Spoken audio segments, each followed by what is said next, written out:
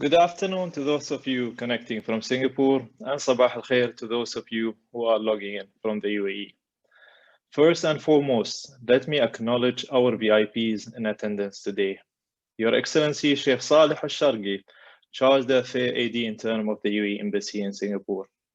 Your Excellency Mohammed Ali Msabbih Al Naimi, Patron of the UAE Singapore Business Council and the Chairman of Ras Al Khaimah Chamber in the UAE.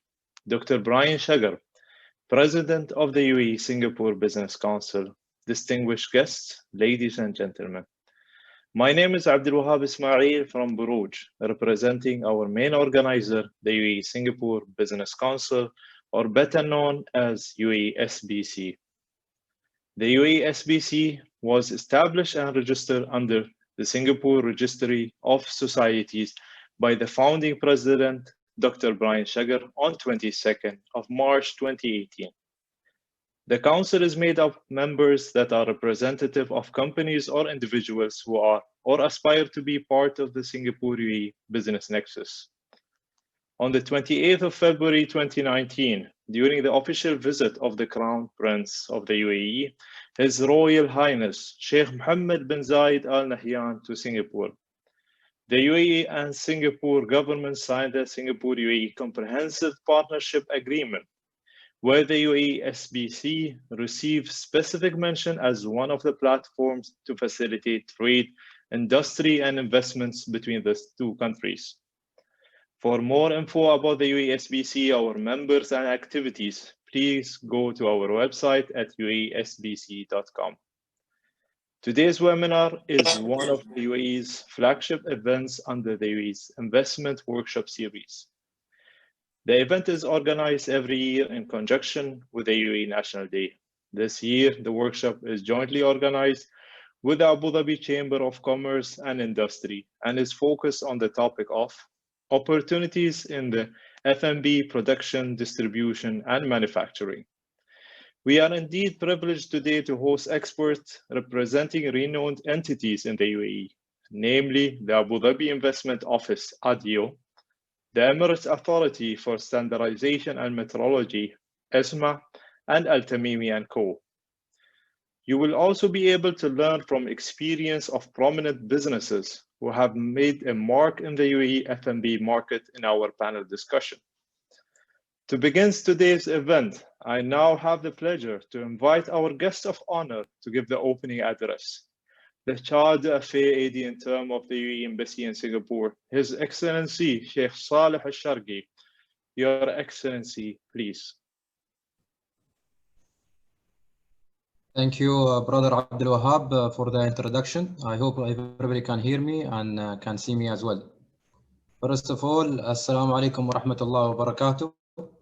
Your Excellency Mohammed Ali Msabbih Al Naimi, Patron of the UAE Singapore Business Council and Chairman of the Ras Al Khaimah Chamber, President of UAE Singapore Business Council, Dr. Brian Shagar, and EXO members, distinguished speakers and panelists, ladies and gentlemen, it gives me a great pleasure on behalf of the Embassy of UAE in Singapore to welcome you to this afternoon web-based annual UAE Investment Workshop. This event is organized by UAE Singapore Business Council, UAE Embassy in Singapore, and Abu Dhabi Chamber of Commerce and Industry. And the event is held in conjunction with our 49th National Day. The Embassy recognizes the importance of the F&B sector as an important component of the UAE economy. In 2018, the food production and processing sector accounted for 5.7% of the country non-oil foreign trade, valued at $25 billion USD. The UAE ranked the first in the MENA region in the food and beverage trade, accounting for 18% of the region total trade in the food products.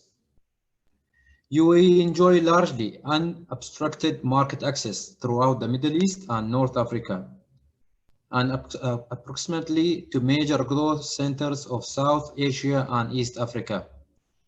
We appreciate that COVID has dampened aspect in the short terms, but it will be beneficial for Singaporean F&B companies to take the opportunities to understand prospect of entering the UAE market, and position themselves for post-COVID era. I believe today's event will provide you very useful information that will enable you to plan your strategy in leveraging the F&B sector in the United Arab Emirates. Thank you very much. Thank you, Your Excellency. Before we begin today's workshop, allow me first to share with you the outline of the program that is being displayed now. For your reference, we have also shared the URL of the program on the chat window, so you can refer to it at any time.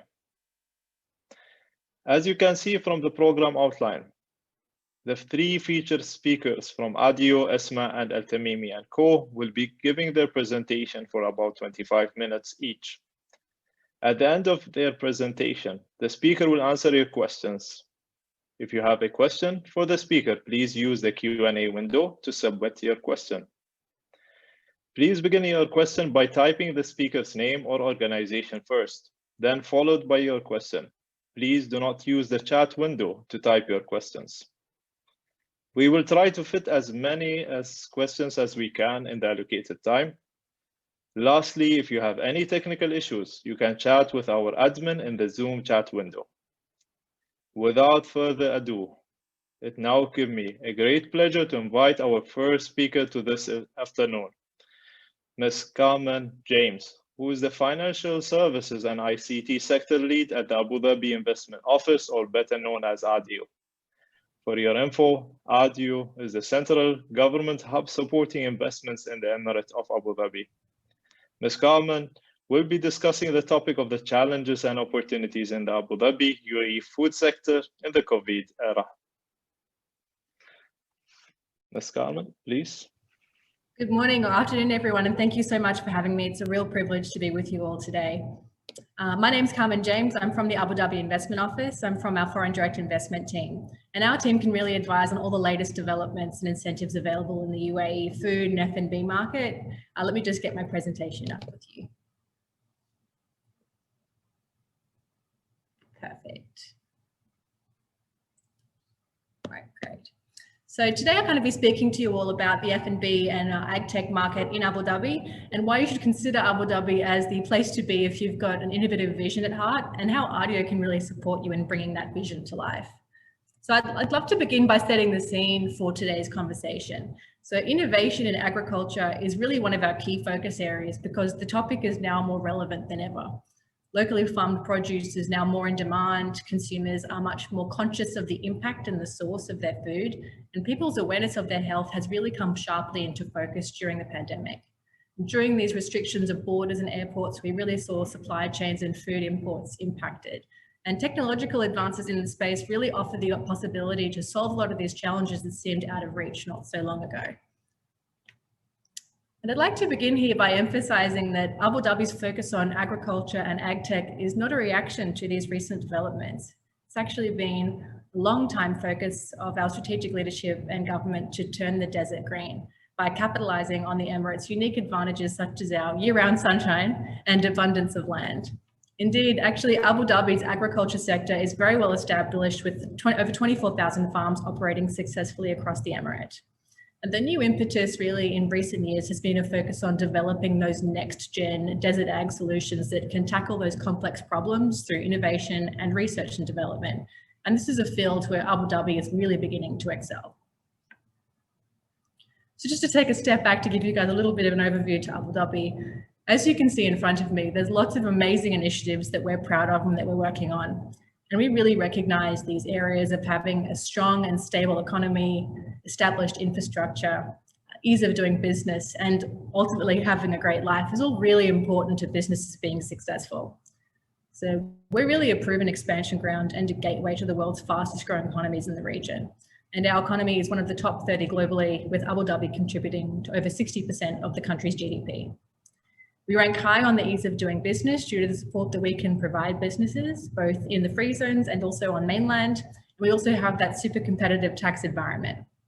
Lastly, we're really strategically located and we continue to pride ourselves on having a really open multicultural community. We're home to over 200 nationalities here in the UAE. We We have an inclusive visa program and 80% of the world's population within an 8-hour flight radius. Ecosystem in Abu Dhabi is really something that we focus on here at ADIO, and it's really key here. And we can really support you in your establishment in Abu Dhabi via 3 key pillars, one being access to capital, access to market, and access to talent. So we're a great place to do business, a great place to live, and also a great place to innovate. So Abu Dhabi's ecosystem is a really ideal testbed for innovation and also advanced manufacturing. So for example, if you're looking for a university partner to help you do research, we can connect you there. If you need a funding source, there are many different types, as well as an open capital market you can take advantage of. Or if you're a company that relies on efficient infrastructure environment, we have world-leading ability in terms of 5G, free zones, and international connectivity. Kind of give you guys a little bit more background onto the agriculture and food sector we'll be speaking about today. I'll give you a bit of history within the UAE. So it's been practiced for a long time within the UAE and Abu Dhabi. And the sector has developed quite rapidly since 1971, and in recent years has really become an economic activity that uses the latest technologies and innovation. So being out in the desert, preserving water resources has always been very key to our ag tech system, and our drive to innovate has never really stopped. And we continue to invest in and support the development of these cutting-edge solutions to improve these agricultural outcomes. And this is really a sector that is particularly well placed to benefit from Abu Dhabi's innovation mindset. And it's a very fast growing market for agriculture. So domestic crop production is growing by almost 10% annually. Demand for food, more than 80%. And Abu Dhabi is really a great place for the agriculture, and these food focused companies offers many benefits unique to the Emirate. So we have preferred agricultural land allocation at low rates, tariff structures, some of the low operating cost inputs such as electricity, given Abu Dhabi's massive electricity generation capacity and expensive energy sources, collaborative support from some of the relevant public stakeholders such as the Abu Dhabi Agriculture and Food Safety Authority to identify kind of new research themes and streamline licensing approvals for testing and piloting new R&D innovations in the F&B field. And there are 2 major specializations and corresponding opportunities in Abu Dhabi. So I've kind of focused these on desert and arid climate research, and then food security. If we do a double click on this area, there are opportunities in developing exportable technologies for the region, as well as leveraging our location as a logistics hub to establish a food processing and distribution network. So here in Abu Dhabi, we are really building an agricultural future with innovation at its core. We're aligned with the UAE's food security goals to enable all of our citizens and residents to have sufficient, safe and nutritious foods at affordable prices at all times. We're also focused on building out that desert and arid climate agriculture tech hub to capitalize on the unique advantages that we have here in the Emirate. And where we're really making headway here is by bringing all of the different policymakers, companies and enablers together. So the key players across public and private sectors all work together collaboratively to support these novel new ideas, research development and solutions. So across policy, operators and enablers, stakeholders across the ecosystem really join hands to create a supportive environment for agriculture to thrive. So whenever a new company comes to us, we'll introduce them to all the key players to ensure that their idea will come to fruition with everyone's support. So here is how we can help at Abu Dhabi Investment Office. So ADIO is the government body responsible for promoting, attracting and facilitating investment into the Emirate of Abu Dhabi. And my role in the foreign direct investment team is really to help bring your idea to life. So we work with you throughout the whole process, from first call to ideating and working through your Abu Dhabi project plans and connecting you to all of the relevant players in the Abu Dhabi ecosystem to ensure you're engaged with all the key players in your industry. And then we also kind of look at the companies that we support in the long term as partners. So it's a relationship more than a transaction, and we're here to enable your long-term success and sustainability in the Emirate. So the way that we do this is through supporting investors and businesses with innovation at the core to help ensure that long-term success in Abu Dhabi and across the region.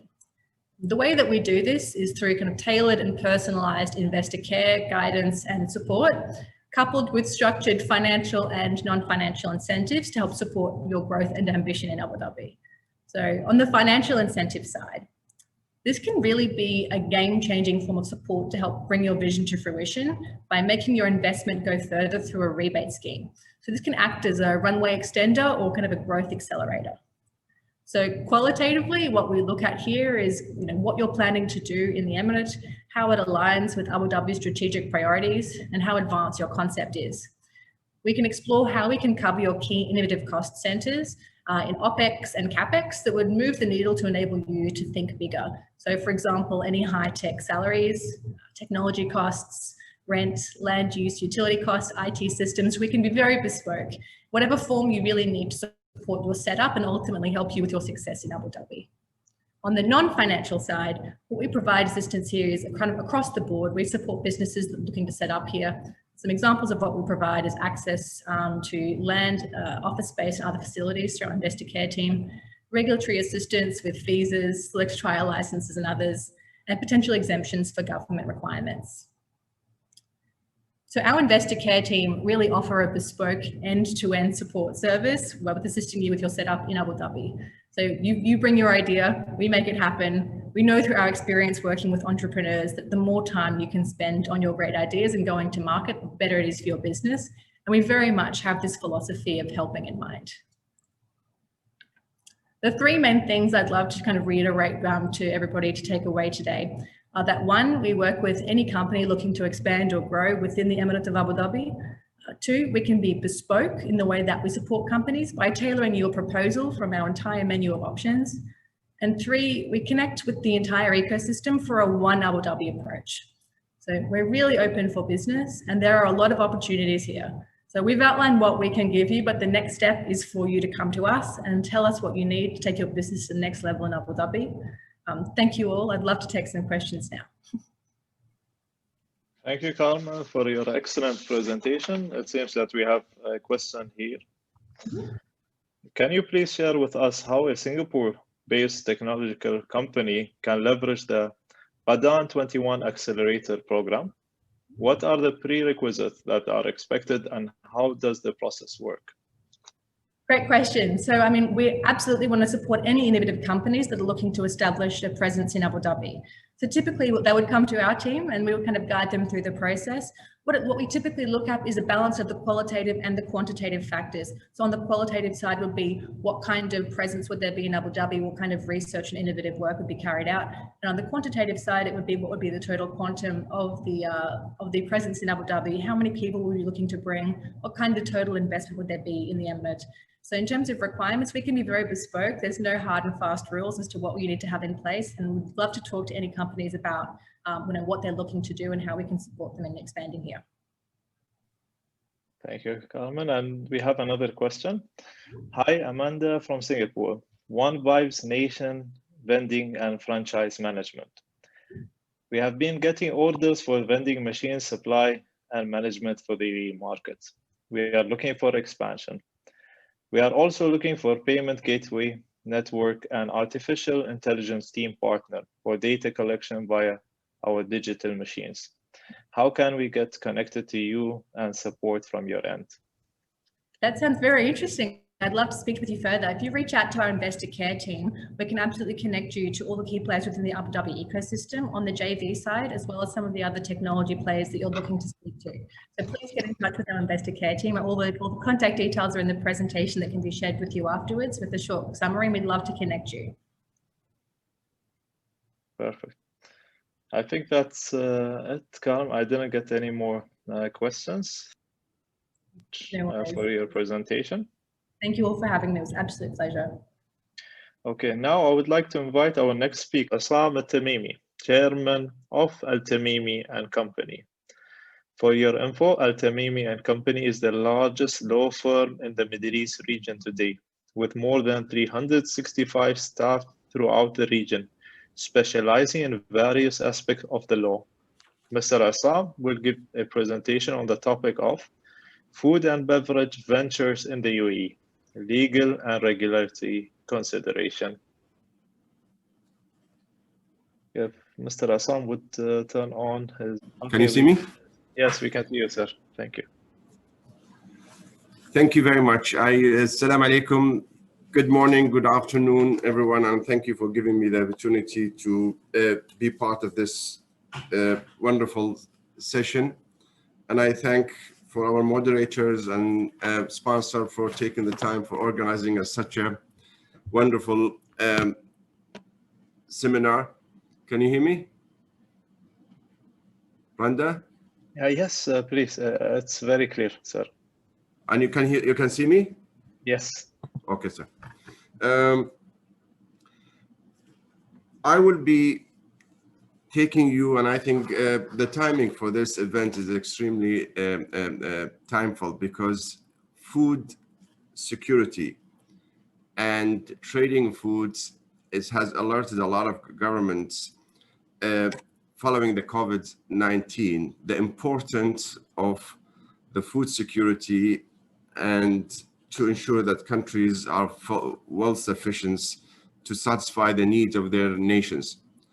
And the UAE actually have taken this initiative, as one of our speakers has just mentioned briefly, many years ago, decided that getting their organics, local food banks sufficient to satisfy the locals and the residents in the UAE, as well as open many channels for trades and businesses on food stuff.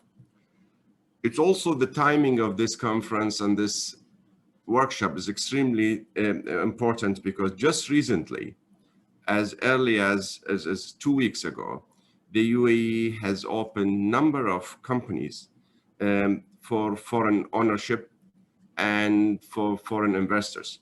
Most of the businesses in the UAE, apart from a list of companies, it required a 5149 ownership in the UAE.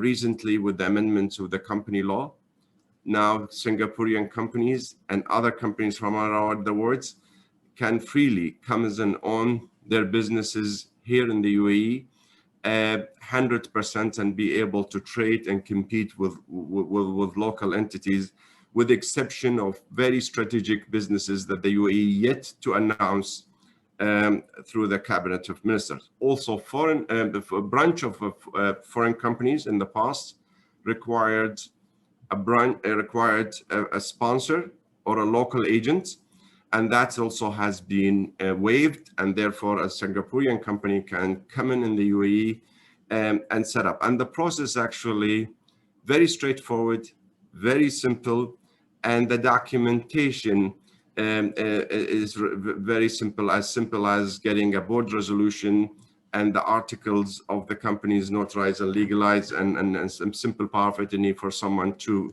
manage the business locally. And as a result of this, whether on foodstuff, agriculture, or other businesses, it's likely that number of foreign businesses will come to the UAE without having to worry about the sponsorship arrangement, which was part of the old model, or the 5149. If they find a local partner to join them in the partnership, that's good, because that's what some people are looking for in their businesses, to local for local investor. If not, they want to set up their businesses on their own, that's become welcome. UAE, similar to Singapore, and I think there's a lot of similarity between the UAE and Singapore. The UAE is well regulated when it comes to foodstuff and the import and export of food, and the encouraging of local manufacturing. But it's the good things about it, it's not over-regulated. The UAE cares most, especially after now the removal of the 5149, cares most about safety and the security of the food, cares about health of the well-being of people in living in the UAE. And therefore, most of the regulations that's enacted by the standards,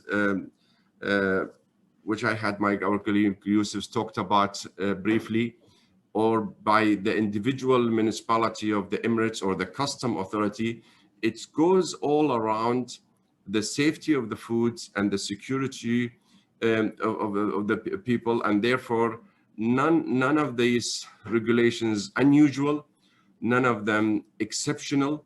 It comes to dealing with children foods, has to be kept in a certain temperature, dealing with the ingredients of the foods imported, dealing with the expiry dates, and the UAE very stringent when it comes to the expiry process. And therefore, you'll find most of the foods on the shelves in the markets in the UAE is a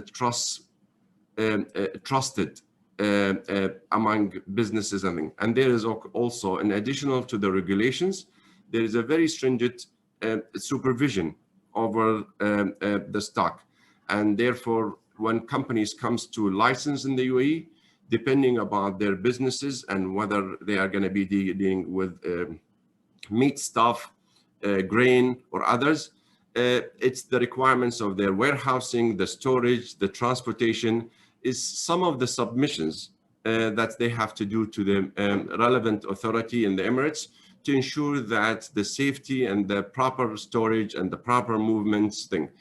And because UAE, similar to the Singapore again, is a trading hub, the re-export of the UAE is a very active business, and therefore the government here support the re-export, the custom authority, and we have number of free zones next to the ports allow people to freely store their stock and export. And even if they want to store them within the UAE, the re-export regulations are different from the import regulation, in a sense that what's required to be important in the UAE, whether on the expiry dates, on the certain requirements, is not necessary other than basically the quality of the food is not required. So if there is a foods that's coming in to be exported and where countries accept the expiration of 20 years and the UAE insists on 1 year, that's not an issue, because that food, provided that is coming under the category of re-export, it's allowed. One subject that's extremely important in the UAE as well is the distribution. Most of the food in the UAE is done through a distribution agency and distribution bodies, and there's a number of active large businesses here, local and international, people who've set up their businesses here, where they supply whether the restaurants, the big giant supermarkets we have, and different sector of the markets with the different products. And those are distributor for multinational companies that comes from South America's, Asia, Middle East, in additional to, of course, what's the our first speaker spoke about some of our basic food stuff that's locally. And those are the distributors are major players in the markets, in the distribution and shelving of a product, and they works in a different ways. They either setting up here directly in the UAE, and today, as I said, mentioned a few minutes ago, the law made it much easier to set up, or they operate through an agency arrangements where they appoint a local agent under the UAE commercial agency law, where an agent will relax, except, and that's again to provide for the food security in the UAE. The UAE has actually exempted certain products from being registered. And if they are registered, they need to be deregistered. For example, the basic products like milk, chicken, oil, coffee, these are ingredients that the UAE government thought should not be under monopoly and should not be registered in under agency, and therefore it's can freely sold in the UAE through a distribution agreement without having to have the exclusivity of it under the agency law, which provides a very strong exclusivity rules once an agent is appointed, and that is very difficult to terminate. There is also, of course, the model of franchise, although we don't have yet a franchise law in the UAE. The franchise arrangement is governed under the general commercial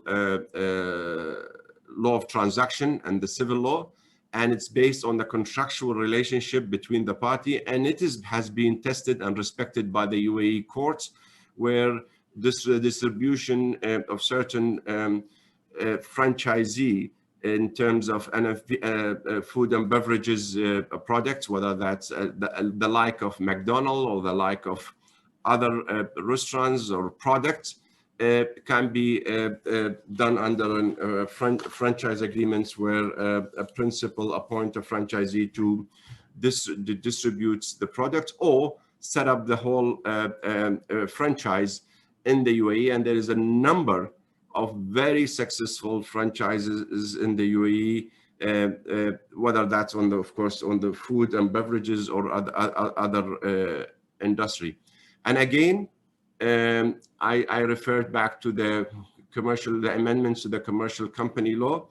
Part of the reasons that some of the investors in the past were choosing to pursue the agency,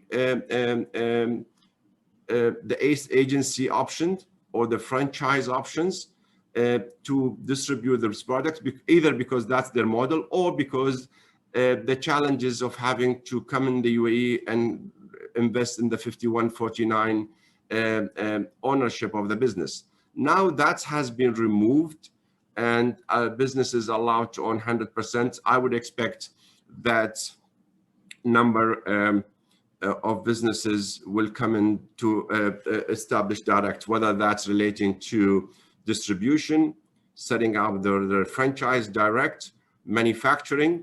And the manufacturing is a very interesting subject today in the UAE. It's very much encouraged, and that's whether on the food, agriculture, or basic material, or the support of the food stuff manufacturing. We're anticipating a very modern and very international standard manufacturing law, which currently is being amended as we speak, and it's likely to be enacted soon, which will follow the same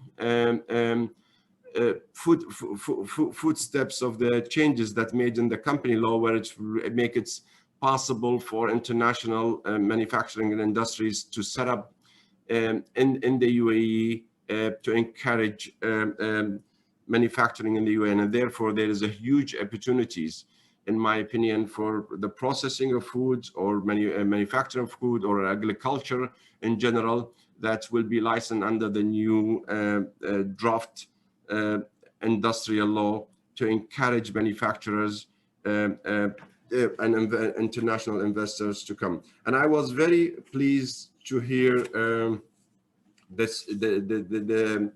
speech and the opportunities and the synergy that Abu Dhabi Investments and Ms. Carmen Jones spoke about, because that's actually, in my opinion, fall extremely well today with the changes that's happened in the company law, with the way the industry law is coming up in the UAE, and the intention of the legislature and the political will of the UAE.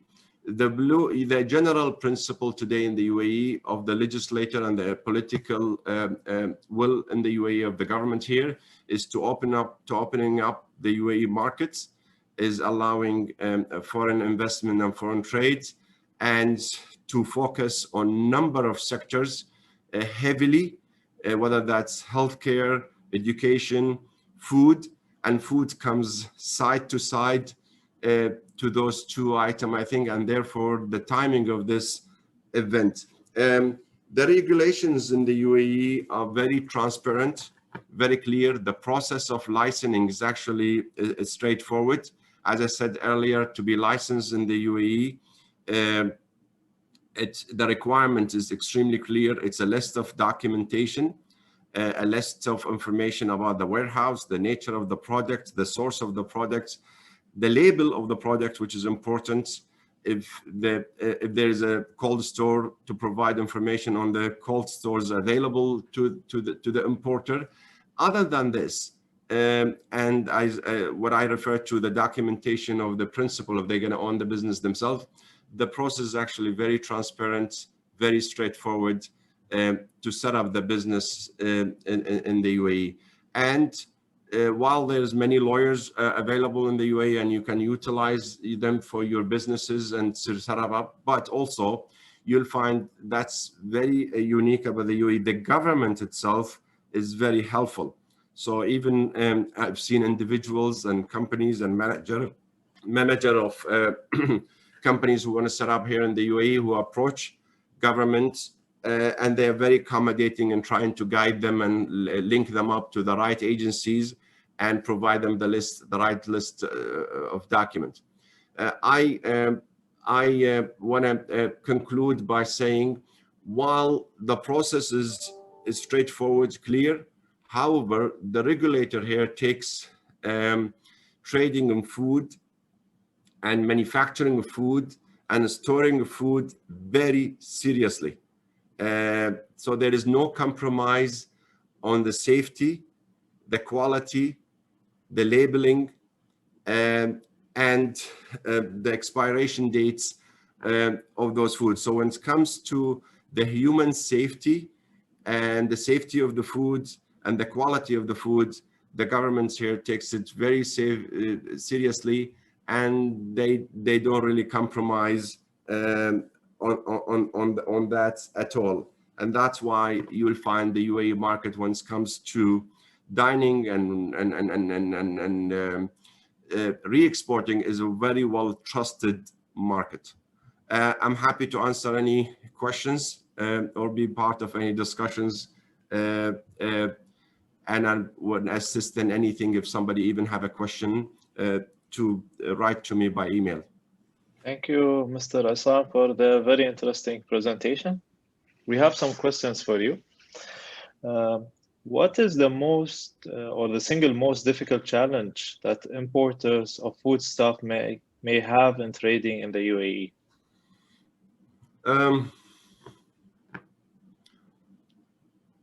They actually they are very simple yet detailed. It is to trying to understand the regulations well and the requirements in the UAE market well. As I said earlier, they are simple, but they are detailed. And so if there's certain products, for example, in Morocco, the expiry dates is 2 years. Don't assume it is 2 years in the UAE. It could have been 1 year because of that nature of the products and the nature of the climates in the UAE and the regulators. And therefore, is knowing the regulations, which is not lengthy, but specific, and trying. The second things I would have said maybe 2 months ago, to trying to set up your cooperation here in a partnership or sponsorship to be able to run your business well, or find your franchise or agent to distribute, because finding the choice of agents and distributors sometimes is also matter, getting the right choice. But now with the new company law, you can even set up directly in the UAE. Yep. Thank you. There is another question. I understand that the government is allowing 100% foreign ownership in certain sectors in the local economy, such as technology. Is this being extended to the F&B sector, for example, in the area of agro-tech and food tech? The law just came out two weeks ago. There is only a very minor list is kept for UAE nationals investing in it, but I don't think it's going to be in the sector of agro-tech. I believe it's most likely, knowing how the government is moving, it's most likely it's going to be open for foreign investments in the UAE. And I think the regulation should be coming out on the beginning of the year, 2021. And most likely, in my opinion, my experience, and having worked with the governments on this initiative, most likely is going to be allowed for foreign investments. And UAE is looking, in my opinion, to attract such investments into the UAE. Thank you. And there is a question from Amanda Atan. Sir, any important ban or export ban on products or countries which has been newly implemented due to the COVID situation, or change of the UAE law recently? Okay, there's nothing major. because of the COVID. However, having said this, the relevant municipalities and the custom authority are extremely sensitive to what's happening around the world, and is therefore not unusual, but actually most likely, if there is a particular issue with a particular product around the world, whether that's because of a bacteria or because of illness or because of some pandemics happening around the world, it's likely that they have basically going to pause the imports or stop the imports of certain products. I knew in the past where something happens with certain Middle Eastern country where they had a doubt about a particular product that's coming from one Middle Eastern country, and so they basically paused the imports on that product. They went through testing, and the nice thing of the UAE, again, are very similar to the attitude of Singapore. They went and have communicated. They don't take it in a personal or aggressive way. They have communicated with that country, talked to them, and after a period of 6 months, the ban was lifted once they were secured that our products. So it's not unusual, but they just don't follow rumors. The system here is very capable, and the people who run it are very experienced, and they don't follow rumors, they follow facts. So if the products has an issue, or the material or the ingredients have an issue that's basically hazard to human, the imports will be paused until that issue is cleared or clarified or dealt with. And this has happened over the year. They're very agile and responsive to situation, but there is no big restrictions that I'm aware that's happened on countries because of COVID per se. Thank you. I think, how heavily do the UAE authorities regulate the trading and importation of the foodstuff? I think that was answered earlier in your presentation. If you want to add anything more to it, if not, I can move to the last question. The only thing I want to say that UAE tend to exempt custom on most of the food products. So that's most of the main ingredients of food products. The basic ones are exempted from custom. However, it's not exempted from VAT. So VAT apply to all food stuff. But apart from this, I think I've answered these questions in my earlier talk, as you rightly said. Thank you. Last question. Is there any support or incentives that the UAE government grants to the importers and distributors of foodstuff? Not that I'm aware of. Today, unfortunately, apart from maybe granting them some lands because of strategic investments on products or manufacturing, or local agriculture, maybe there's an incentive from the Ministry of Agriculture on fertilizing and machinery and water and land, but there is nothing major support. As you are aware, today granting incentives is not welcomed internationally.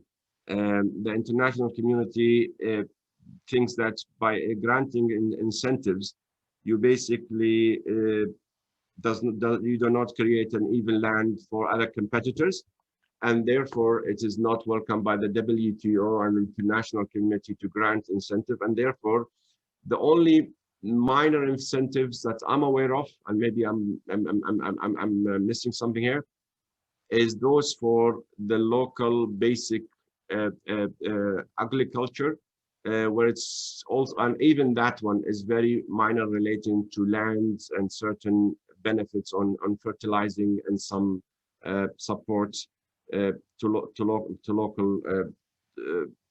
for growing basic local agricultural material. Other than this, I'm not aware of it.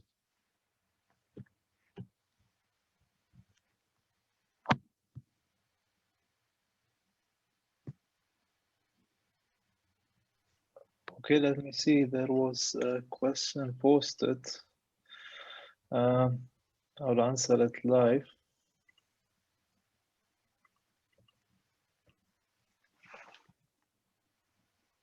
Hi, sir. Cho from Prima Food Pte. Ltd. We will also manufacture fin in Singapore and hope to link up with distribute products in the UAE market. We would also like to have an opportunity to work with and link up with distribute products in the UAE. Please contact us. Okay, so I think it's not related to this session. I think the Chamber of Commerce can easily give you a list for names of major players and distributors in the UAE. Thank you very much then, Mr. Assam, for your presentation and answering all of the questions. Thank you very much. Thank you very much. Thank you for giving me the opportunity, and good to be part of this wonderful session. Thank you. After hearing all the speakers from the UAE, we hope you are now more informed about the procedures, requirements, and opportunities in the food and beverage sector of the UAE. If you have any follow-up questions for any of our speakers, please email the UAE SBC at the following address. Contact us, it's one word, at uaesbc.com. We have now come to the Q&A panel discussion segment of the webinar. I would like to remind you to type your question in the Q&A window. Please do not use the chat window for your questions. The Q&A panel discussion will be moderated by Dr. Brian Shagar, President of the UAE Singapore Business Council. The panelists for this session are Ms. Helen Roskell, Founder and Chairman of Indugana Production, Ms. Evante, Business Development Director of SMH Food Group of Companies, Mr. Ricky Cho, Founder and Executive Chairman of Fish & Co. Restaurants, and Mr. P.R. Thakur, CEO of IFCO Singapore Pte. Ltd. Can all the panelists please turn on their videos?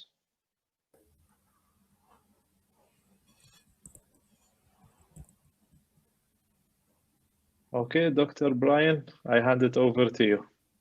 Thank you very much, Abdul Wahab, for your kind introduction. Good afternoon to everyone. You heard three interesting presentations from Adio, from ESMA, and indeed one of the leading legal personalities in the UAE. And now we go to the second session of our webinar. And in the second session, what we want to expose to you are practitioners, people from Singapore who have business experience in the UAE and are kindly prepared to share their experience with yourselves.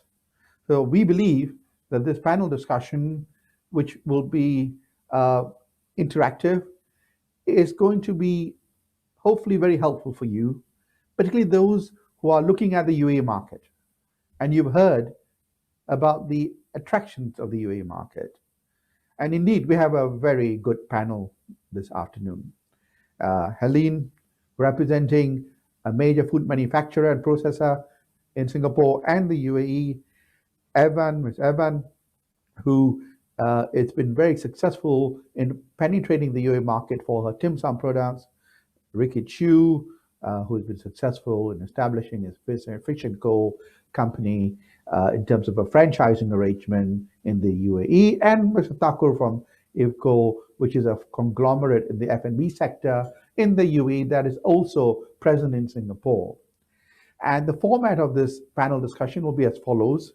I will be inviting each of the panelists to say something about their company, give them a couple of minutes or so. And after that, I will start off the Q&A by asking some pointed questions, which we will then extend to all the participants. So without further delay, let me invite Ms. Helen Raudershell, founder and director of Indoguna, to give us a presentation about her company. Over to you, Halim. Thank you, Dr. Shager and His Excellencies. Thank you for the opportunity as well to let me share the journey we have had in UAE. Just give me a moment. I'm going to share screen.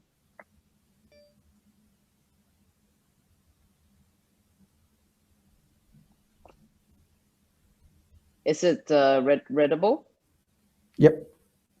Okay. So I'm the founder and chairman of Indoguna Productions. Prior to the halal, this is a halal manufacturing facility, which we have started building back in 2012. Prior to this, we started a distribution and importing company since 2005. So all in all, I have been in Dubai or in UAE for 15 years, primarily in the food business, in importing, distribution, and subsequently in manufacturing. The company, Indoguna Productions, indeed is a halal manufacturing facility, which we have inspired to build a state-of-the-art halal facility in the UAE. As I mentioned, it was back in 2012, we visualized the possibility of doing such a factory. And subsequently, we were very fortunate to have certain government bodies to assist us in finding the land space, in assisting us in how we can set up a manufacturing facility, not just for the UAE market, but also for export, primarily GCC countries back in Asia, and subsequently our goal was to be able to export globally. As you see the timeline here, over the last probably 4 years since we started operation, we have worked tirelessly to achieve export approvals in many different markets. Asia for sure is home base, which we are very close to. It is extremely important market, especially Singapore and Hong Kong. It is extremely important. Today, we are exporting back halal produced products from UAE back to Asian countries. We are very prominent as well in the GCC neighborhood countries, which we have continuously got approvals from the neighboring countries to allow us to export. In the latest development as well, we are also USDA approved, and continuously improve our systems and our food hygiene standards to achieve the global status that we can indeed export our products. The latest, our products actually were very much meat-based and poultry-based, actually based on our history of Indoguna has always been a very meat, animal protein-driven company. But in the last year, 2019, we have started our research and development as well in alternative eating, using plant-based proteins, meat substitutes. And I have to say, I think 2021 will be very exciting for us as we explore international markets to export our products out of the UAE factory, which we're actually very proud of. Our mission in the Indoguna Productions is indeed from very first day is to be the finest and most innovative halal food producer for the international markets. Aside from being a food producer and mentioning about tasting quality, eating quality, we are also very much focused on food safety hygiene so that we can export internationally. Our production facilities is based in the Free Zone of Jebel Ali. Production floor space today is at 5,500 square meters. We have 11 nationalities within our employee team, and they're all very young, very dynamic. They're very multicultural, allowing us to be very, very international when we design our products. They are all highly trained in the food and hygiene safety system. We have also property for about 3,000 square meters for further expansion and scaling. Ultimately, our goal of this factory is that we visualize ourselves as the halal food manufacturing plant that we can ultimately reach international markets, not just for good quality food, but a solid halal food supply chain that we can cater to the world population. As I mentioned earlier, we have worked tirelessly to achieve certain standards that we are now currently very internationally recognized in terms of food certification. People are comfortable and confident by using the products that is produced in our factory that is all internationally recognized in terms of food safety standard and quality management. Aside from producing halal, high quality eating food produce, we are also now very, very much into working in the directions of being an environmental responsible factory, not just from the directives of food ingredients, not just in the directives of food packaging materials, but also in the fact that how we process our products through the plant. So that's us. We visualize ourselves to be a global player in the export of food products market. Thank you. Thank you very much, Helene, for your overview of Indoguna and your impressive achievements in the UAE and the region. I move on to now Evan Tay, Ms. Evan Tay, who is the director of SMH Food Group of Companies. Evan, over to you.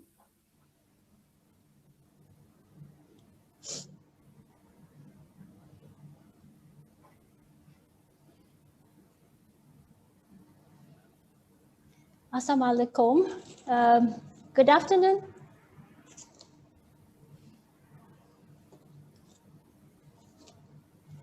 Thank you, Dr. Brian, for having me. It is my pleasure to be here. Hello, everyone. I'm Evan Tay from SMH Food Singapore. SMH is a family-run business founded by my dad and mom in 1961 and is currently managed by the 4 siblings. And that's me on the far right. I'm happy to say that we will be celebrating our 60th birthday next year. We make both handcrafted and machine dim sums for food service and retail sectors. This includes hotels, caterers, restaurants, and supermarkets. Our modern production facilities in Singapore is HACCP, ISO 22000 and Halal certified. Our quality and reputation built over the years helped us to internationalize in mid-2000s. For Middle East, we started exporting to Qatar in 2005, followed by UAE in 2007, and further expanded to Egypt, Kingdom of Saudi Arabia in 2009, and Kuwait in 2012. As of now, SMH Dim Sum is present in 15 countries. Our vision is to make quality dim sum for the world to enjoy. To sum it up, SMH is a business run by a big family. The company's culture is unique in its own way, flat organization with high mutual trust and respect, closely knitted, family-like, open door policy, and great sense of gratitude and celebration. I will end off by playing a video. Please enjoy. I started selling steam buns, more commonly known as paos, almost 60 years ago. It was only 10 years later that I set up our first SMH factory, and by 1985, we were supplying wet markets island-wide. Throughout the years, the one thing I never compromised on was quality. Today, we are Singapore's largest manufacturer and exporter of quality dim sum. Our success is only possible because of the company's ethos to blend the traditional with the new, while ensuring the highest food safety standards. For the past 15 years, we've been exporting our dim sums to more than 13 countries worldwide. And we're still growing, not only in Asia, but in the Middle East and across Europe too.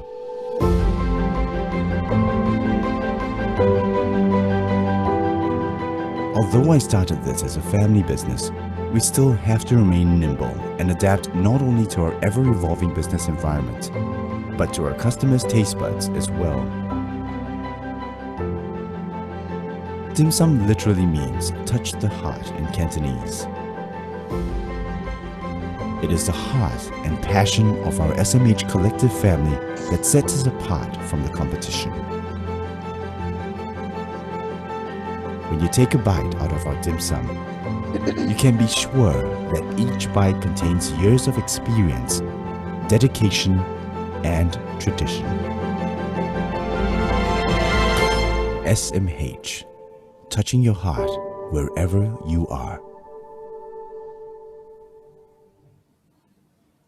Thank you, Evan. That was a very impressive presentation about and a video of how a family company has grown to really extend your footprint in a very niche product area.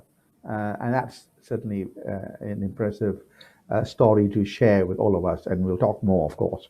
I now invite Ricky Chu, who's the Executive Chairman of Fish & Co., to deliver his presentation. Over to you, Ricky. Thank you, Dr. Ega, Excellencies and all participants. Before I begin, let me wish UAE a very happy National Day. Wish all its people good health, safe being in this time of COVID pandemic. We are pleased to be able to participate in this event in celebration of UAE National Day. I shall begin the slides and talk more about Fish & Co. franchise, as well as our presence in franchise presence in UAE.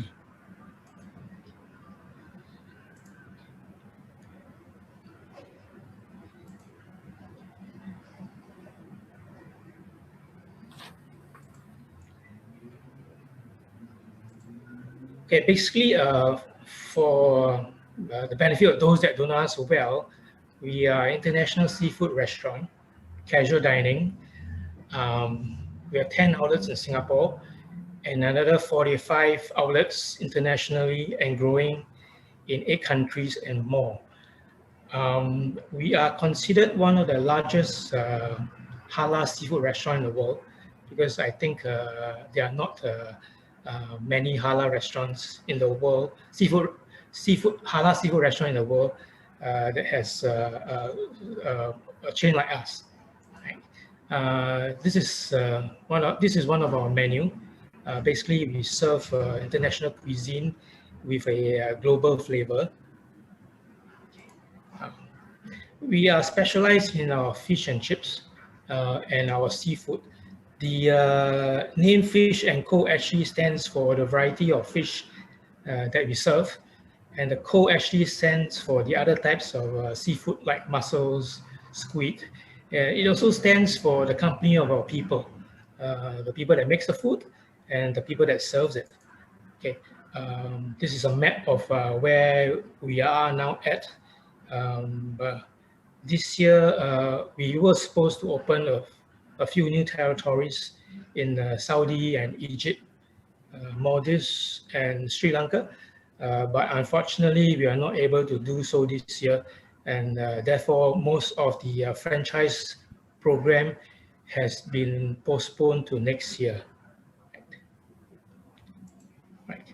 A little bit more about our UAE franchise partners, Al Khaja Group. They are actually a very big group. We are not the only franchise partners or franchise programs that they have. They also own the pizza company, Gloria Jeans, and many others international brands. Currently, right now, we have 2 restaurants in UAE and 1 in Abu Dhabi. We were supposed to open another one this year, but unfortunately that is also has moved and postponed to next year. These are some of the pictures of our stores, and that's it. Thank you very much, Ricky, for your interesting sort of expose on how you have such an impressive footprint in so many parts of the world, and your Fish & Co. brand is certainly getting to be more and more global in its profile. And I think we've had some very interesting introductory presentations. I want to now sort of move on to the Q&A side, and I want to start off with Helene. Because Helene, you talked about halal F&B, and in particular your presence in that sector. The UAE is recognized as number 2 after Malaysia in the global Islamic economy, and in terms of F&B, they are recognized as number 1. And I think that's an impressive achievement for the UAE. They also see this sector to grow. They expect this halal F&B sector to grow, and they expected it is going to be about 5.5 billion in 2022. And therefore, your positioning in the sector, I think, is going to be a very wise move from a strategic positioning perspective. And you are, of course, by far Singapore's most significant investor in the halal F&B manufacturing and processing sector in the UAE. And your first factory in Jebel Ali was set up in 2015, as we've seen from your charts, from your slides. But what we would like to know and would like to learn from you is, what kind of challenges did you actually face? And what are the experiences that you can share with us over the years that you've been operating in the UAE? I'm sure that people who are participants or members of the audience in this webinar will benefit tremendously from your experience as a business practitioner in the UAE, and of course your presence is not just the UAE but also in Saudi and Oman and Qatar, as you've explained. And I want you to also in your answer also talk a little bit about the region, because when we talk about UAE, we always position it as a gateway for the region. And we see from your presentation, you have done exactly that. You've used UAE as a hub and you've expanded. And again, we'd like to sort of ask you to share with us how that panned out. Was it difficult? Was it challenging? And surely your presence in the region through UAE should have been a driving force or a major sort of propagator for that expansion. Over to you, Helen. Thank you, Dr. Shager. Yes, indeed. I mean, to say that to set up the business in UAE is easy is by far a very big understatement. We were very confident in the region at that time, also knowing that how the Muslim community would grow over the years. And we're not looking at short term, we're talking about 10, 20 years. We see how the demographics has as well is so significant compared to non-Muslim families. As we data search, when we started researching this project, we also know that just looking at family size, children's size per family in a Muslim family is 8 to 1.5 with a non-Muslim family. And we see a huge opportunity to get into the halal production business because of basically in the future, we see that it's a strong and stronger demand for halal quality food production. The challenges that we face, I mean, I think that in any businesses today, anywhere, there's no like a certain country that's more challenging. Although, of course, being from Singapore, from Asia, I think the culture was a very, very, I won't say challenging, but the culture difference is the big, one of the biggest thing we have to learn to adapt to culture, to, people mannerisms. I think that and also because UAE is also very, very workforce driven by the expatriate market, that we have so many nationalities. Being able to manage so many different kind of nationalities is on its own quite a big science. It's not just in our factory, for example, we are working with 11 nationalities. Also, like being able to adapt to people's needs. From food, from the canteen, all this is something that we have to learn coming from Asia. Also regulatory, I think over the years, the UAE has grown in such a fast pace. To keep up with regulatory regulations has not been easy as well, but we understand the need of improvement, progress, and all that. And it's just a matter of, the company needs to be agile and the mindset of the management team needs to be agile so that we can adapt to regulatory change in a very fast way so that we can adapt to business needs. In terms of the regional aspect of the business, it was always been our goal to be able to establish a footprint in UAE and export to GCC countries. Why do we say that? Is because We saw as well that our clients are not just going to be, especially the chain restaurants, the chain hotels, they are not just going to be based in UAE. They're also looking of expansion outside of UAE to expand their business. And our position is, how can we serve our clients in UAE and beyond? And as I have shared before, that we've tirelessly worked on our standards to be state-of-the-art in the factory, to be able to conduct those kind of business trading, because certainly if you talk about UAE regulations, it doesn't mean that Saudi has the same regulation. It doesn't mean that Kuwait has the same regulations. Every country has their own regulations as to what you can do and not do in terms of food import. And as earlier in the discussion as well, that UAE has no compromise in food safety standards.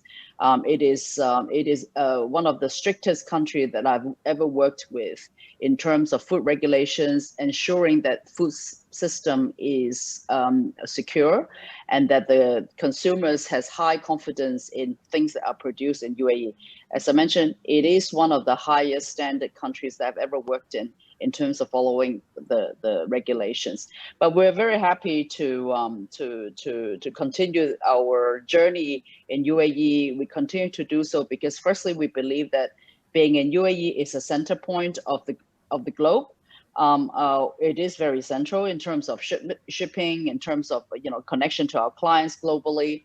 It is also a standard with ESMA in terms of the halal system that we can trust. And I know that certainly a lot of countries certainly has already adapted to the ESMA qualifications and standards in halal mark. We would like to see there's more countries doing so that we can also reach out to more Muslim community around the globe. Yeah, we have full confidence in and continue to invest and develop our products and our business in the UAE. Well, that's very interesting, Helen, and thank you for being very candid and sharing with us very honestly the challenges that you have faced, and obviously the perseverance and your dedication and patience has paid off in terms of you having successfully achieved your objectives, not just in the UAE, but of course within the region. Now, I must apologize to you, Thakur. I should have got you to do your presentation before I commence on the Q&A. Over to you, Thakur. We'd love to hear from you about IFCO, a diversified food and beverage conglomerate from the UAE, but with a presence in Singapore. Over to you, Thakur.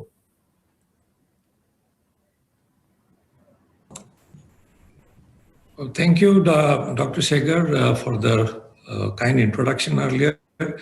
And I'll take the next couple of minutes to share about what IFCO is.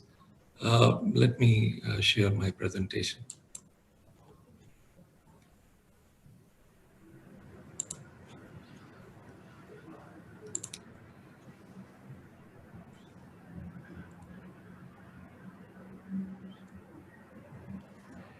Yeah.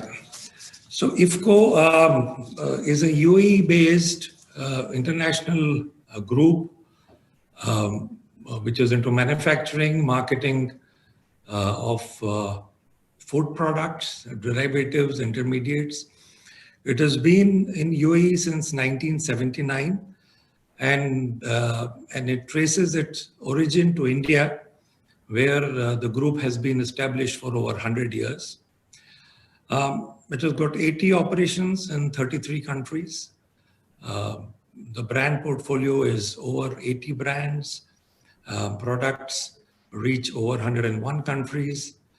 It employs about 12,000 people globally. And it has manufacturing plants in almost 14 countries. The vision, IFCO, is all about food. It is about providing essential and value-added food for everyone, everywhere, and every day. So that is, and our values, we value the people, we value integrity, excellence, we value our consumers, the foremost, being an FMCG company, and we value the entrepreneurial skill and drive of our employees as well as our owners. IFCO is a well-diversified a food company in the food sector, and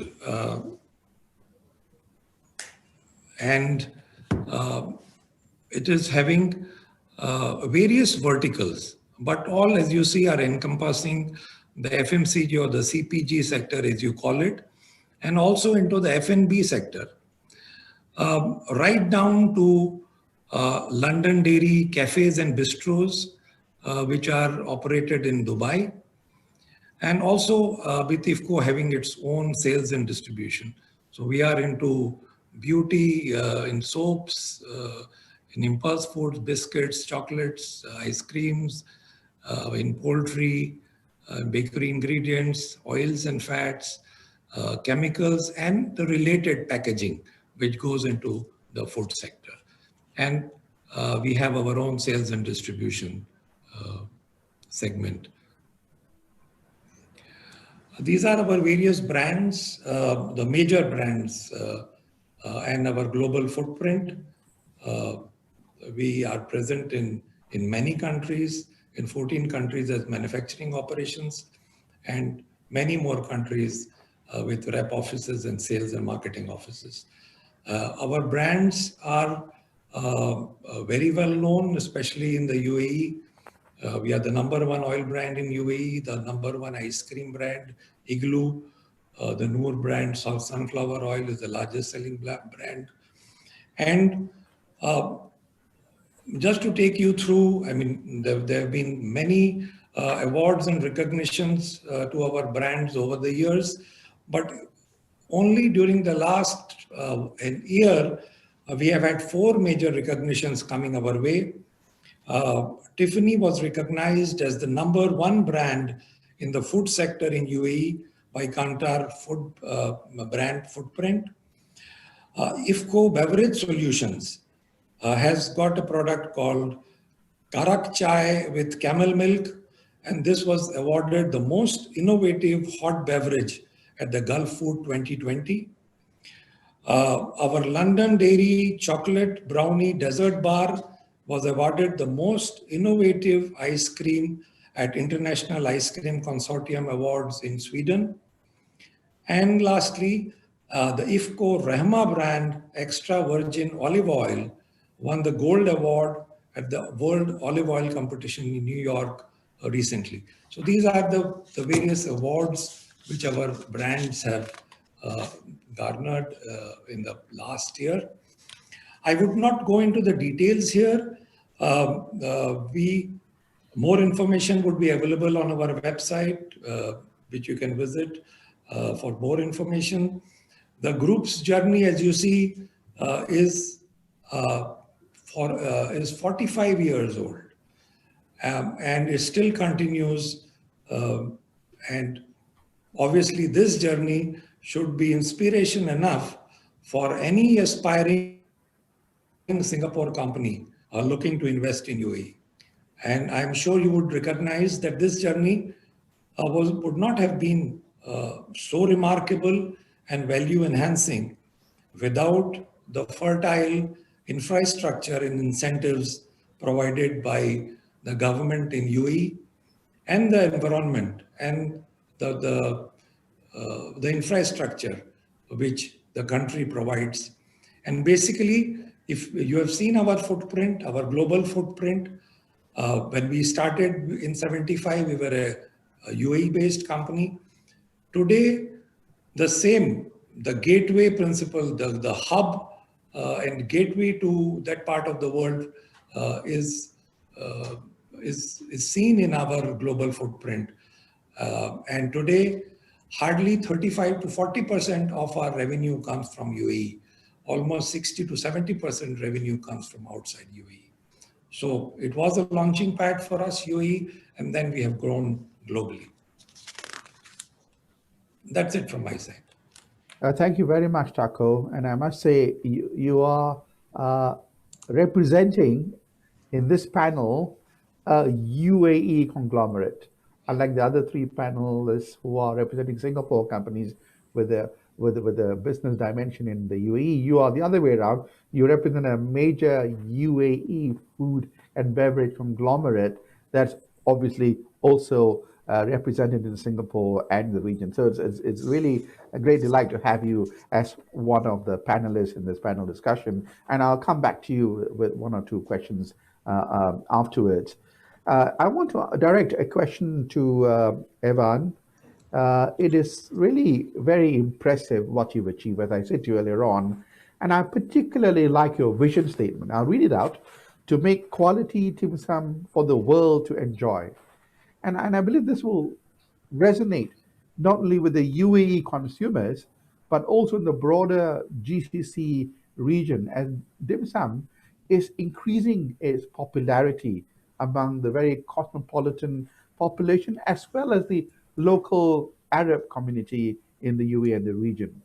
And what I think we can learn from you, Eman, is the process that you went through in terms of identifying the potential in this new market, quite different from Singapore or this part of the world, and how you achieved this level of success in penetrating that market. And I really believe that people who are in this webinar can benefit from that experience that you have had.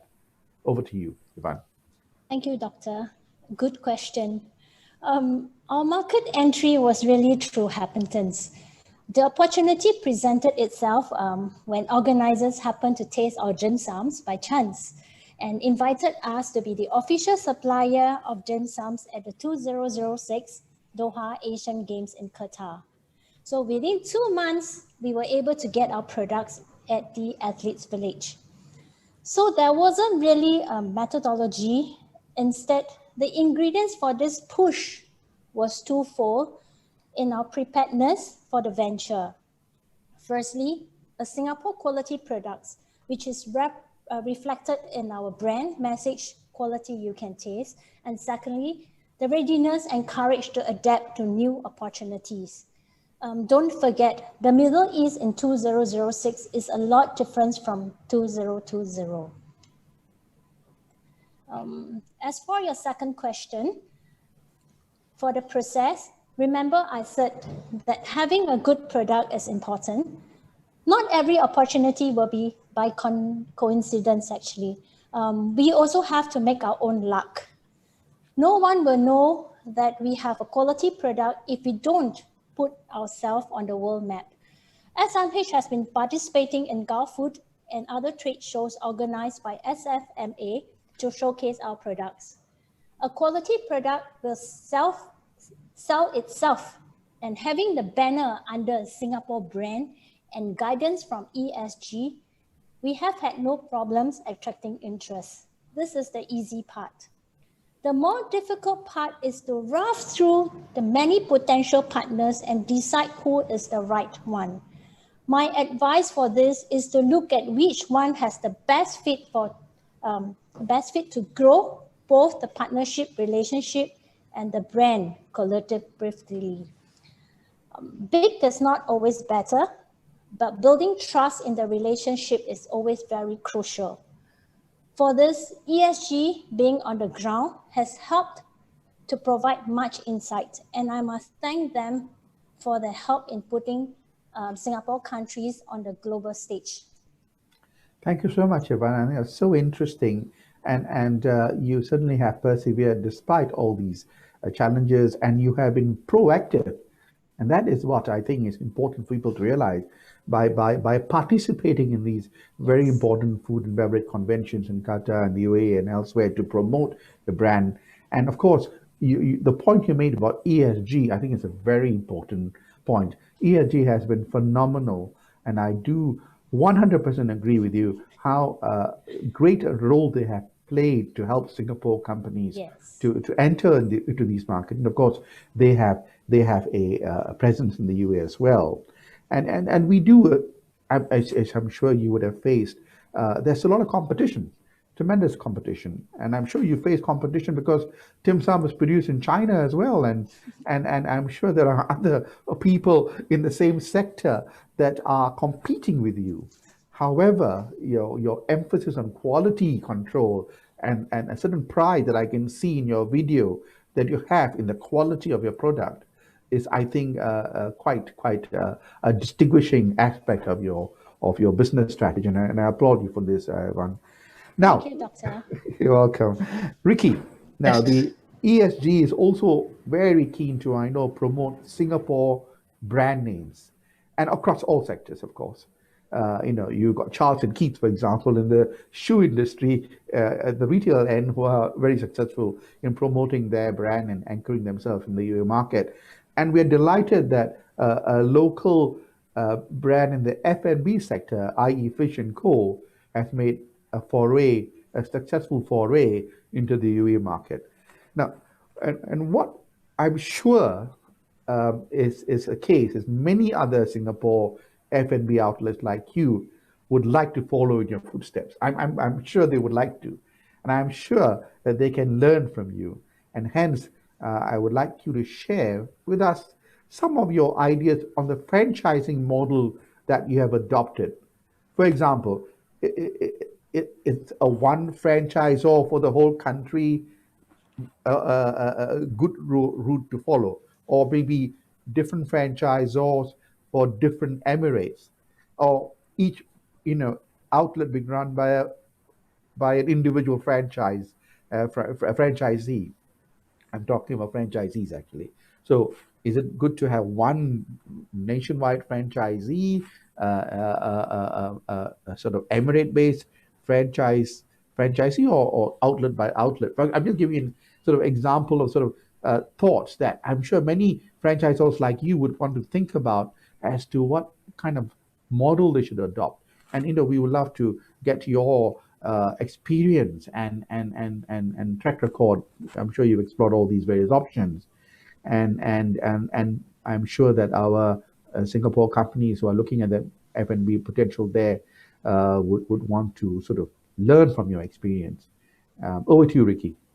Yes, I think most franchise programs, international franchise program, runs on a very similar model. So that's they have their training manual, the operating manual, the marketing manual, the restaurant setup manual.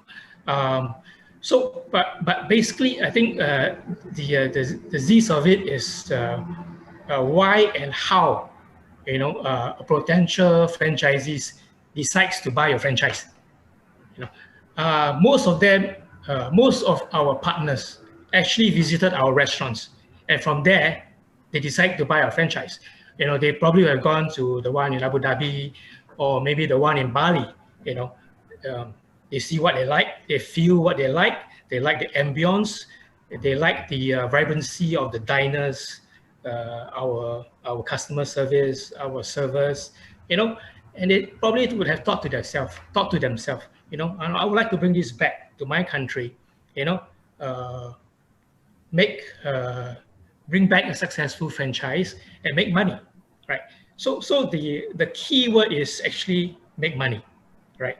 So what we do here is, for us as a franchisor and as a principal of Fish & Co., we endeavor and we work hard with them to make sure that they make money from the franchise program. That's how it is. Because if they make money, they will go on to open more restaurants, and it becomes a win-win situation. It becomes a win-win situation for not only the franchisees, but the franchisor as well. Okay? With regards to your first question, whether is it going to be a single master franchisee, a single franchisee? Well, it depends. Like for instance, if you were to take Middle East, it's quite diversified. We have one partner in Kuwait. We have another one we have a single one in UAE. The partners in Saudi actually signed for Saudi as well as Egypt. So it depends. It depends on the strategy, and the territory involved. For countries that are huge, we tend to go more with multiple franchisees on different territories rather than one single franchise partner. But for a single restaurant franchisee, we would discourage it. We are not so keen on one restaurant, one franchisee, because it is tremendous work to manage, a single outlet franchisee. Yeah. Thank you so much for that very frank answer. Was it a difficult process for you to find the right franchisee in, for example, UAE or franchisees there? How was the process? Was it very arduous?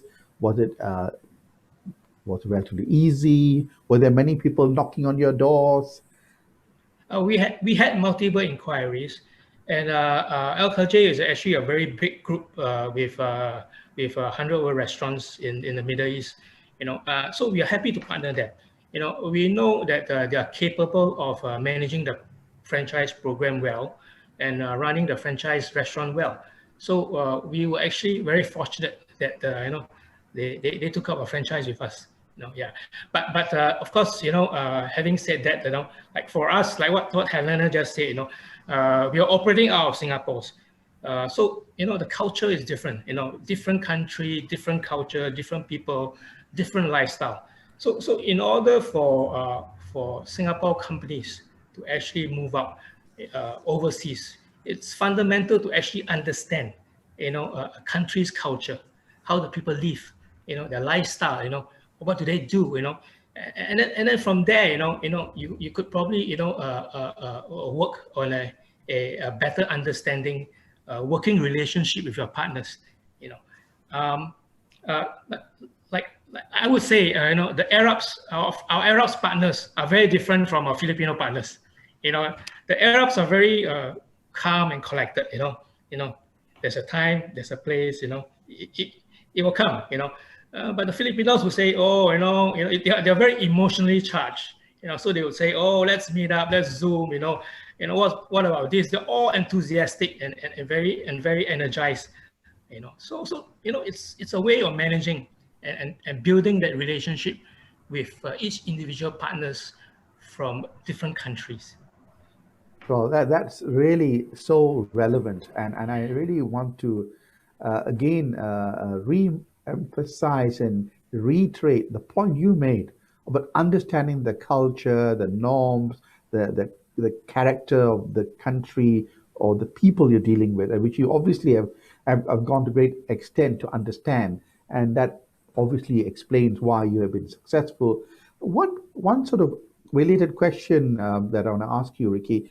Some of the franchisees, I'm told, would like the franchisor to also have a stake, be a partner. Have you felt such pressures or such requests being made to you, or are they completely comfortable with a simple franchise arrangement? So far, most of our partners, they would prefer a full 100% franchise arrangement with them. Yeah. But of course, on our part, when we look at certain countries that we feel, that we should get and involved in, sometimes we do put in a proposal for a certain equity stake in that program. Mm-hmm. So in certain countries, you have chosen to put in some equity together with your local franchisee, but in the case of UAE, you have not done so. Am I correct? Yes. Well, thank you very much for sharing your invaluable. No, I always tell people who are involved in our conferences where we have panelists like you, the advice and the experience that you share is so invaluable because you are practitioners. You've done the business and you've achieved success, all of you panelists. And I think what you have all shared so far is just of great value to the people listening and wanting to follow your footsteps. Over to you, Thakur. Now, you are a conglomerate in the UAE, and you are involved in all aspects of the F&B industry there, right? Every aspect. We are talking about three verticals here: food production, processing, distribution, for example, in the case of SMH, and then franchising in the case of Ricky sharing his experience with Fish & Co. Now, you transcend all this, right? And you as an individual, you have tremendous experience. I know you, Thakur, You sit in my exco. I know how much of a doyen you are in this sector in terms of your experience in, of course, the UAE, the Middle East, from India, and of course, for the past 2 decades, you've been in Southeast Asia. What would you advise? We've got all our participants, we've got our panelists here.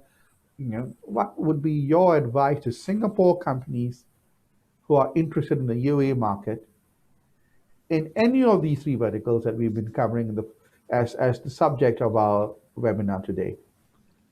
We'd love to hear from you. Yeah, thank you, Dr. Shekhar. In fact, I've already shared the remarkable journey of IFCO, and I feel that is very inspirational for any entrepreneur willing to go to UAE. And especially now, with the 100% ownership option, it becomes even more easy and even more open for businesses to go there. Regarding the specific verticals, I think all businesses have access to market reports and their own industry-specific analysis. So I would probably delve on some general opportunities which I see for Singapore companies coming into UAE. UAE, as some of our speakers have already said, has had its steady growth in the FMCG and F&B sector, and it is projected to grow double-digit in the next 5 years. And with the UAE as a gateway, as a hub for the MENA region, for Middle East and North Africa, it is definitely a world of opportunity which lies there. So the potential is huge. And let me come to some opportunities which I feel, which Singapore companies can tap. The COVID pandemic has forced many countries to look into, go back to the basics. Countries have realized their 3 priorities are food, healthcare, and defense.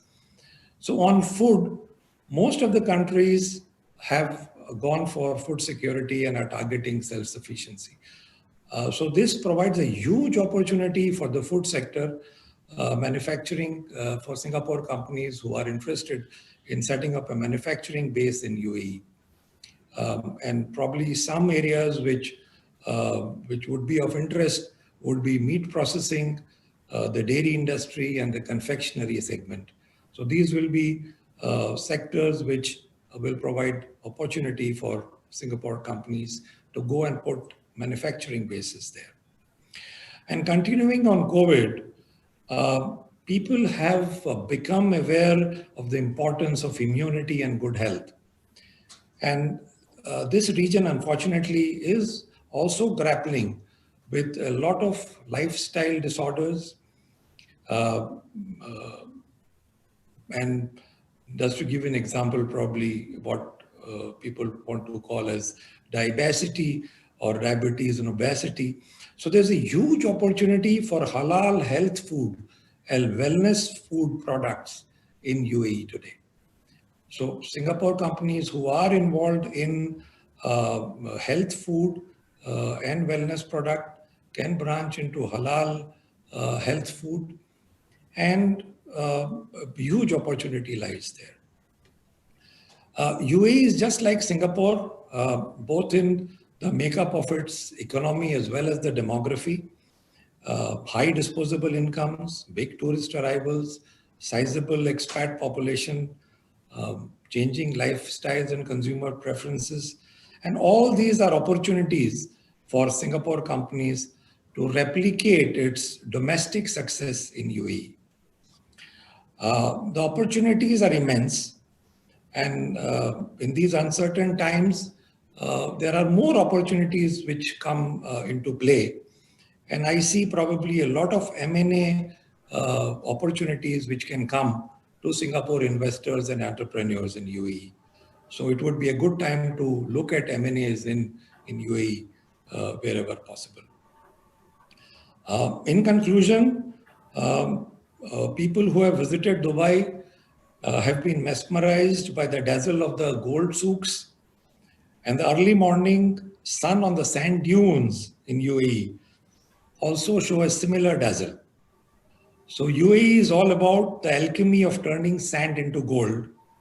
And this is exactly the opportunity that awaits Singapore entrepreneurs in UAE. Thank you very much, Thakur, for giving us the benefit of your years of experience in the UAE and elsewhere. Now, there's some couple of interesting questions I want to pose to you. There's one interesting question on product adaptation. And for example, in the case of Evan, let me ask you this, address this to you. How did you have to adapt your product, in this case, dim sum, to the UAE market? Did you make any specific adaptations? You know, it's a different market from Singapore, of course. Tastes are different. There are halal issues, etc. What kind of differentiation, product differentiation strategies did you adopt? Thank you for the question. Because of the experience we have in handling the local markets, especially to the hotels and supermarkets, I think we did not make any special product adaptation when we ship to Middle East.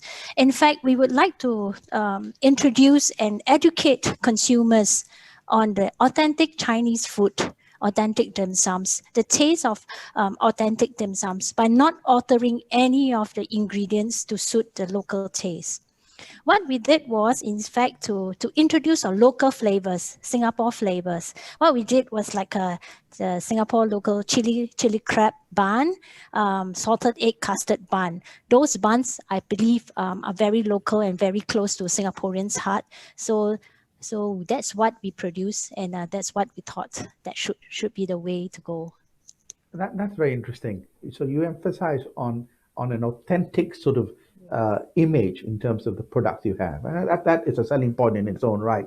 Ricky, when you have your menu in UAE in your restaurants, did you include? I suppose you would have some different items which are for the local palate. Yes, about 10 to 15% of localization to the menu. Yeah, of course, with recommendation and suggestion from our local partners. And I think their views are very important because, that's the reason why, having a local partner with strong local relevance in operating in that country is important. Because, for a franchisor or principal, we don't profess to know everything, So it is that communication with our partners, with strong local presence that actually teaches us, to move forward with certain changes and adaptation to the market in order to succeed better. Okay, that's interesting. Now, next question I'm going to address to you, Helene, because you spoke about plant-based proteins. This question is about the scope of organic food production in the UAE. Is there a lot of demand? Is there a lot of scope for organic food production in the UAE or in the broader Middle Eastern market? Is it a emerging or is it an established market? And you obviously, by going to plant-based proteins, you must have thought seriously about this very exciting sort of new dimension to food habits. So, Helene. Yeah, so I think that the organic landscape of food has been around for a number of years, and it's not something that is emerging. I mean, when I'm back in maybe 10 years ago in UAE, it's already quite prominent of shops and actually dedicated stores selling organic products in the UAE. But I do think that this is it is not plateaued. It is an industry that will continue to grow as more and more people are caring a lot more what they're eating. Now, today, I think that aside from being organic, when we talk about plant-based, is actually really people caring about what they eat compared to maybe 20 years ago, where other priorities are much higher than health improvement. But I don't think this is something that it is going to stop with social media, with the new generation, with continuous education of eating better for yourself. organic, plant-based, it will continue to grow at an exponential rate, also because people are much more educated these days. In the old days, when we talk about 15 years ago, organic, eating healthier is really primarily dedicated to a certain group of people only in the world population. But today we see in every market, people are asking for healthier choices. Not that they are only eating those products, but have an option of being able to do so on a more regular basis. Thank you very much, Helene. Now, a quick question for you, Ricky. What, in your opinion, are the three most important factors that you look at when choosing a franchisee, or local franchisee in UAE, let's say, for example? Well, I think they basically needs to have a passion for the brand that they're going to take back and develop in their market. You know, I think a strong local experience in running F&B. You know, and the ability to work with to communicate both ways, you know, with us. For us, for Fish and Co, we have a portal. It's called the Planet Fish. So Planet Fish is actually a portal where we share among all our franchise partners. So it's a portal where all our partners actually goes in, and what they do is they can see what the rest of the other franchisees are doing. You know, it can be a new store design, it can be a new promotion in Jakarta, or it can be a new festive dish that is coming out from Bangladesh, for instance. You know, so it's a lot of communication. And I think partners, both ways, you know, the attitude to listen as well as to be listened to, you know, it's very important, you know. So this portal that we have, Planet Fish, it's sort of like, you know, have this sharing of information among all of our partners, and everybody knows what's happening, you know. And so, you know, anytime they go in, they can choose through thousands of recipes that we have in the portal. Well, that's very interesting. Now, the final question to round up this whole highly interesting and interactive panel discussion, I want to pose to all of you. And this is a question from one of our participants, actually, but I think each one of you will have relevant words to share or advice to share. And the question was, if you could pick one thing, just one thing, that you would do differently in your growth journey in the UAE, what would it be? Starting with you, Helen. I think that I'll probably be spending more time of my time in Dubai and UAE to understand faster the culture, the needs of how do you construct a business. I think we've spent a lot of time learning, which has been quite a journey for sure. But having to move around Singapore, Hong Kong, UAE, indeed was one of the most challenging times of my life, of, you know, all the traveling. But, you know, certainly being such a dynamic market, yeah, I wish I could have spent more time there and understand the industry, the landscape, the people, you know, a lot better than, you know, what I have done. Yeah. That's so interesting. Thank you, Helene. And over to you now, Ivan. What is that one thing that you would have done differently? Can you unmute, Ivan, please? You need to unmute. Yes, thanks. Yes. A lot of things are self-taught and learned from trial and error for my case. So I should have approached ESG earlier. Yeah, instead of going through a lot of roller coasters, right? Yeah, so I bet anyone who is thinking of taking on the journey, yeah, please approach ESG. Excellent. Yeah. And thank you, Ivan. Over to you, Ricky. Your one thing that you may want to do differently. I think I want to spend more time with my franchise partners. There are some, obviously, you know, by geographical position, we spend more time with. There are some which, because they are further away, we do not have much one-to-one, face-to-face kind of meetings. And I would like to do that, you know. And I think if we are able to do that, then we're able to foster a better working relationship with them.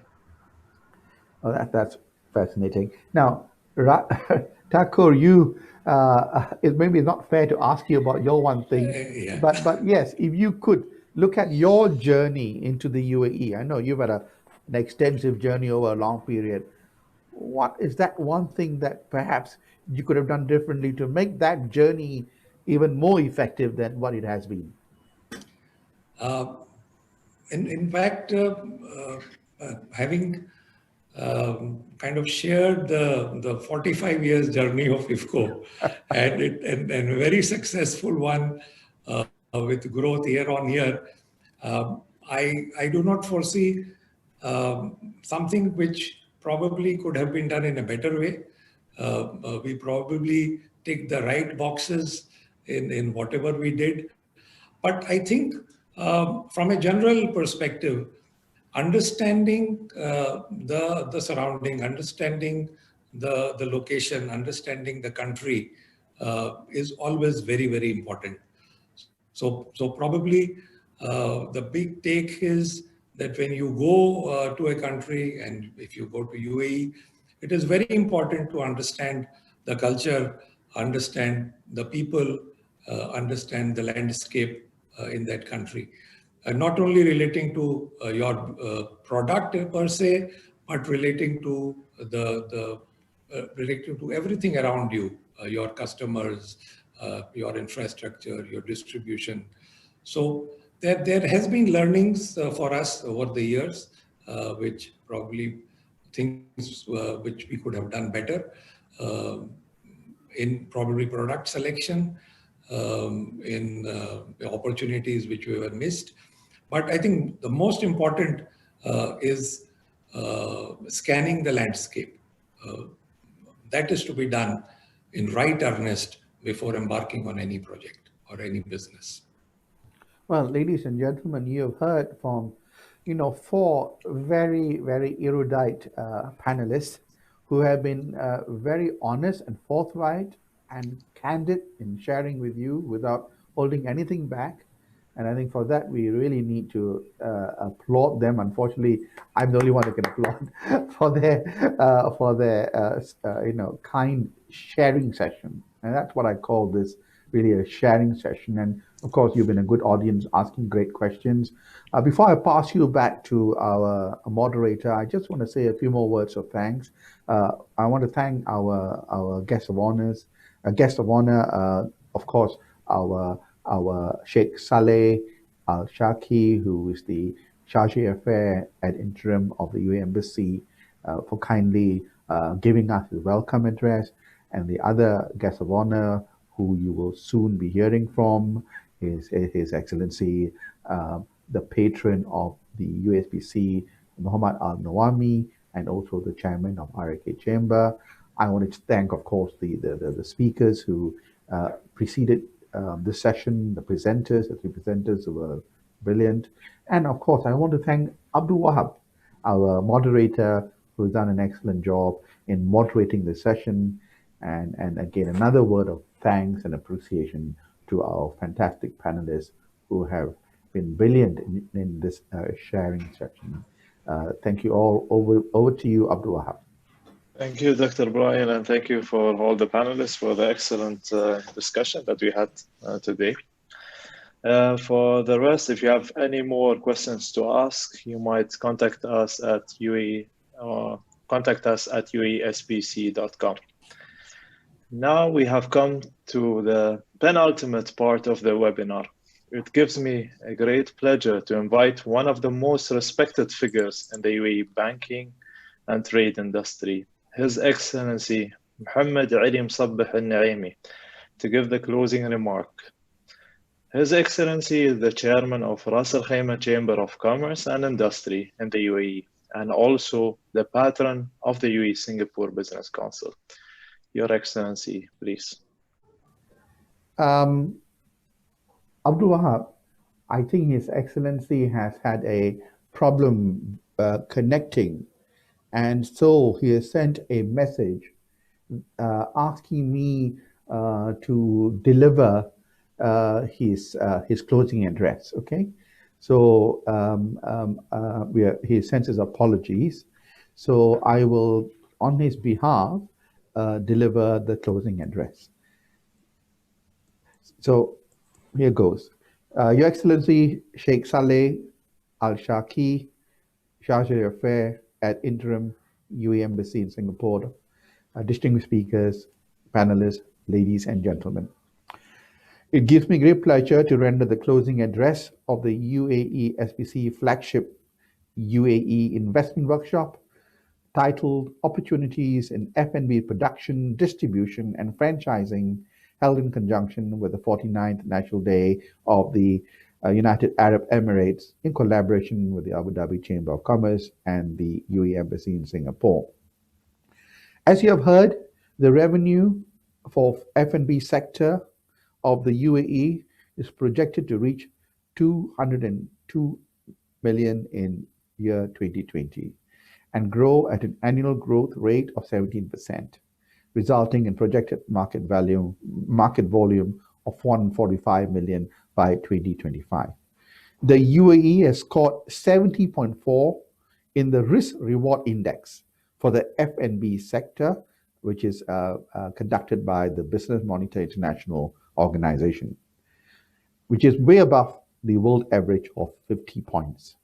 The country remains the most attractive market in the region for investors in the food and beverage sector, and is the region's only nation to have a RRI or risk reward index score of among the top 10 markets in the world, and it is placed 6th out of 107 countries in the league of ranking.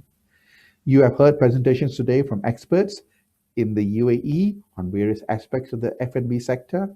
Carmen James from ADIO has given you a good bird's eye count on the F&B sector with relevant statistics for you to have a thorough understanding of the market prospects. Mr. Yusuf Al-Mazrouki has explained the important role played by ESMA in the F&B sector and shed important light on the halal certification process. The halal F&B sector in the UAE is the largest among all countries in the global Islamic economy. Mr. Essam Al-Tamimi, chairman of one of the leading UAE legal firms, has given you important insight into the legal and regulatory aspects of the F&B sector, which are important considerations for investors into the UAE. Finally, we've had an informative panel discussion moderated by Dr. Brian Shager involving major industry players, namely Indoguna, one of the largest manufacturing investors from Singapore in the UAE F&B sector, Fish & Co., who have successfully franchised a well-known brand in the UAE market as a leading seafood establishment, SMH Food Group, who are one of the major exporters of food products from Singapore using UAE distributors, and IFCO, one of the biggest UAE food conglomerates with a presence in Singapore, sharing the vast experience in the F&B market in UAE. Singapore's F&B sector is also a major component of the economy, employing a large workforce with established expertise. I am delighted that the UASBC has organized this F&B workshop to facilitate greater interest in the UAE F&B market for Singapore companies. As a patron of the UASBC based in the UAE, I thank you on behalf of the President and the EXCO members of the UASBC for your kind participation in this afternoon's webinar. Thank you. Back to you, Abu Wahab. Thank you very much, Dr. Brian. We have now come to the end of another UAE investment workshop on the topic of opportunities in the food and beverage production, distribution, and franchising. On behalf of the UAE Singapore Business Council and the Abu Dhabi Chamber of Commerce and Industry, I would like to thank you for your kind attention and participation. Please look out for the photos and videos of the webinar on the UAE SBC website at uaesbc.com. Good afternoon, everyone, and stay safe. Thank you. Thank you, Thank you. everybody.